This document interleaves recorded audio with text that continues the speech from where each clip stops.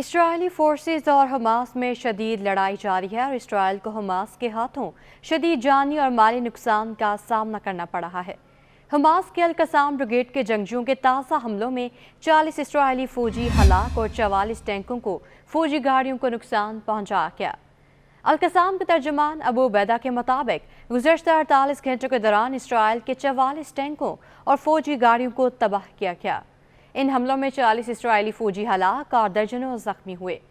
Al-Qassam brigades نے اسرائیلی فوج پر حملوں کی نئی ویڈیو بھی جاری کر دی ہے، جس میں القسام کے جنگجوؤں کو اسرائیلی ٹینکوں اور فوجیوں پر حملہ کرتے دیکھا گیا۔ حماس کے تابڑتوڑ حملوں میں نہ صرف اسرائیلی فوجیوں کی ہلاکتیں ہو رہی ہیں، بلکہ اب تک اسرائیل کے 2000 سے زیادہ فوجیوں کے معذور ہونے کی تصدیق بھی ہوئی ہے۔ مجموعی طور پر 5000 سے زیادہ اسرائیلی فوجی زخمی ہوئے ہیں، جن میں سے 58% سے زائد شدید زخمی ہیں اور ان کی حالت خراب ہے۔ اسرائیلی وزارت دفاع کے سربراہ نے اخبار کو بتایا کہ اسرائیل کو اس سے قبل ایسی صورتحال کا کبھی سامنا نہیں کرنا پڑا۔ زخمی فوجیوں کے ہاتھوں اور ٹانگوں میں شدید زخم آئے ہیں اور بہت سے ایسے ہیں جن کے ہاتھ اور پاؤں کاٹنے پڑے ہیں۔ رپورٹ کے مطابق 12% زخمی ایسے ہیں جنہیں شدید اندرونی زخم آئے ہیں اور ان کے اعضاء شدید متاثر ہوئے ہیں۔ صہیونی وزارت دفاع کے حکام نے اخبار کو بتایا کہ 7% فوجی شدید نفسیاتی دباؤ کا شکار ہیں اور ہمیں اندازہ ہے کہ ایسے فوجیوں کی تعداد میں مزید اضافہ ہوگا۔ دوسری جانب حماس کے القسام بریگیڈ کے ترجمان ابو عبیدہ کا کہنا ہے کہ اسرائیل فوجی طاقت کے ذریعے جگہ مالیوں کو رہا نہیں کرا سکتا۔ ایک بیان میں ابو عبیدہ نے کہا کہ اسرائیلی جنگی کابینہ مذاکرات کیے بغیر اپنی جگہ مالیوں کو رہا نہیں کرا سکتی۔ اسرائیلی جگہ مالی کی ہلاکت طاقت کے زور پر رہا کرانے کی کوشش کا نتیجہ ہے۔ ابو عبیدہ نے 2 ٹوک الفاظ میں اسرائیل کو پیغام دیا کہ اسرائیلی جارحیت کے خلاف ان کی مزاحمت جاری رہے گی اور القسام بریگیڈ کے ہاتھوں اسرائیل کو مزید جانی اور مالی نقصان اٹھانا پڑے گا۔ قطری وزیر اعظم عبدالرحمن الثانی نے بھی کہا کہ اسرائیلی قیدی اسرائیل کی فوجی کارروائیوں کی وجہ سے نہیں بلکہ مذاکرات کی وجہ سے رہا ہوئے ہیں۔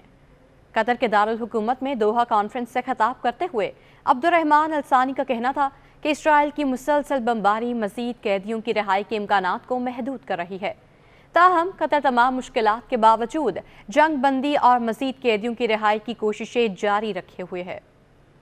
کانفرنس سے خطاب کے دوران اسرائیل پر پابندیوں کا مطالبہ کرتے ہوئے فلسطینی وزیر اعظم کا کہنا تھا بین الاقوامی برادری اسرائیل کو انسانیت کے خلاف عالمی قوانین کے خلاف ورزیوں کی مزید اجازت نہ دے اور غزہ میں بربریت کا مظاہرہ کرنے پر اسرائیل پر پابندیاں عائد کی جائیں۔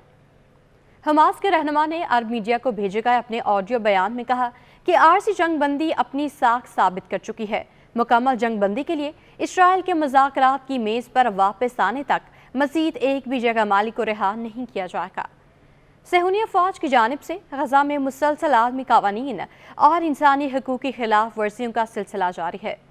اسرائیلی افواج عام شہریوں اور طبی مراکز کو نشانہ بنا رہی ہے۔ اسرائیلی فوج نے غزہ میں گزشتہ 24 گھنٹوں میں 250 سے زیادہ حملے کیے۔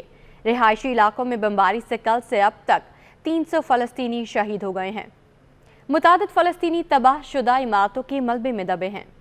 صہیونی فوج نے خان یونس سے رفح جانے والی سڑک بھی بمباری سے تباہ کر دی ہے۔ ہسپتالوں اور ایمبولینسز پر بھی حملے کیے، جس میں 2 طبی کارکن شہید ہو گئے۔